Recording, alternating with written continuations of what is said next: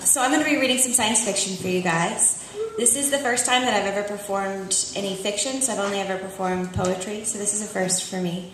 I've been intending to put out a project called Orbit for about 4 or 5 years now, and I'm finally getting around to it. I was supposed to have the website launched by the time I did this, but it did not happen. But it's going to be orbit.universe, and it's going to be an episodic story told multimedia. But this is the beginning of it. I was going to read the prelude, but it was too long. So, Chapter 1. Chuck Peters has never been able to drink his coffee still steaming. This fact, married to his short attention span, means he drinks his coffee cold most mornings. Today, he drinks cold coffee. His head buzzes with hangover, and the caffeine just makes it worse. At a station, he buys a yellow Gatorade and 2 ham and cheese Lunchables. While he pumps gas, he scrolls his news feed. While he scrolls his news feed, the gas tank overflows onto his shoes. Chuck curses his nostalgia the whole commute. What I get for driving an antique that runs on fucking fossil fuel.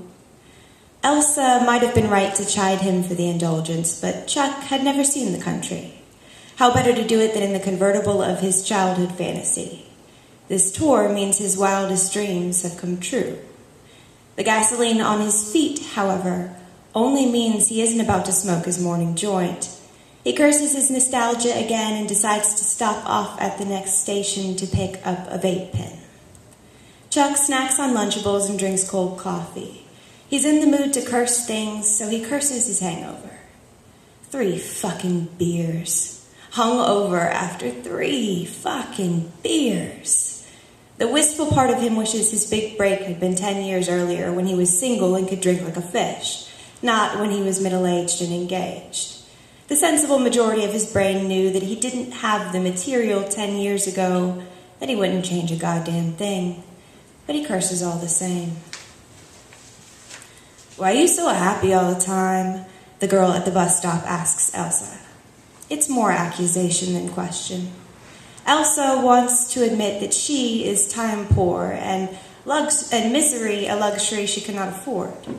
Instead, she shrugs a smile and sticks her thumbs under the straps of her backpack.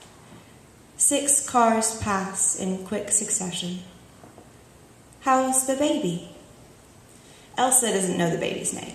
She's never met the baby, but she and the girl have ridden the same route for 2 years.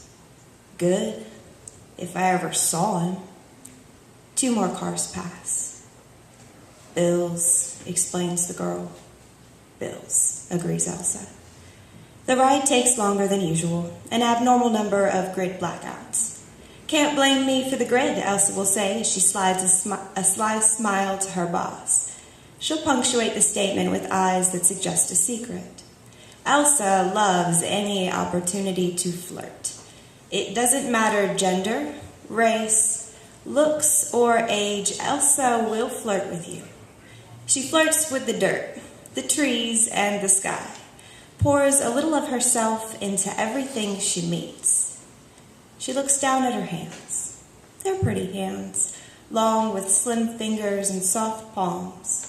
Her nails are a light purple all the way through, except for her thumbs, which have the tiniest of pink moons. Elsa likes the way her hands look, but hates the way they feel. They're numb.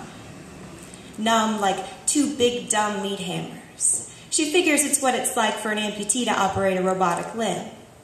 Cold. Dead. The word dead echoes in her mind before it settles in its home at the back of it. When Elsa arrives, she makes a beeline for her chair. Her chair is a worn brown leather recliner she brought over from her last gig. "Kids these days," her old boss had bitched as he helped Chuck carry the chair down 3 flights of stairs. "Always jumping jobs." Most of her co-workers had sensible chairs, but Elsa was one for comfort. The more hip employees didn't have sitting chairs at all, but slow-walk treadmill chairs. Walking makes Elsa's knees hurt. Before she settles into her chair, she plants a kiss on the cheek of her neighbor. Sometimes when Chaplin is fully integrated, this startles him, but today he knows it's coming. He'd pulled up her live feed when he noticed she was late. Elsa goes live more than anyone Chaplin knows. She told him once that every moment should be a documented history. The lifestyle works to her benefit. She has massive feed follow. It works for Chuck, too. After all, it was her feed that launched his comedy career. By the time Chuck finishes his set that night, he's exhausted. In his hotel room, he peels damp socks from cramping feet. The set went well. He'd chosen the perfect bits for that night's run, but the 7-hour drive and the divey Chinese buffet he'd chosen for dinner had him feeling less than ideal. He'd granted only Elsa access to his live feed during the set. Elsa always watches Bird's Eye, sitting right in his ear. She laughs at every joke, despite that she's heard them all before. Elsa jumped off Chuck's feed right after the set to pour herself a glass of wine and unwind. Chuck tosses the dirty socks into a corner of the room. He peels off the comforter and throws it in the same corner. Hotel comforters gross him out. He lays on top of the sheets and misses Elsa, their dog, his chair. It crosses his mind that maybe he could score an open chair at the hotel's business center. Then he realizes that'd require him to put on clean socks, and he's running low on those. Instead, he settles for partial integration through his contact. Chuck flicks his eyes to pull up Elsa's feed. He smiles when he realizes she's offline. He requests private access. Elsa accepts, and Chuck is rewarded with 2 slim legs surrounded by bubbles. Elsa brings a glass of Malbec to her lips. Chuck inhales before he remembers he isn't in his chair and therefore isn't fully integrated. Light-hearted conversation floats back and forth. After a time, they agree to flip screens but to keep feed connection open. Chuck browses for about an hour before he tells Elsa he's unplugging for bed. He doesn't lie to her often. The press call from either side of the path. Frost, a smile, that famous smile, Frost right here.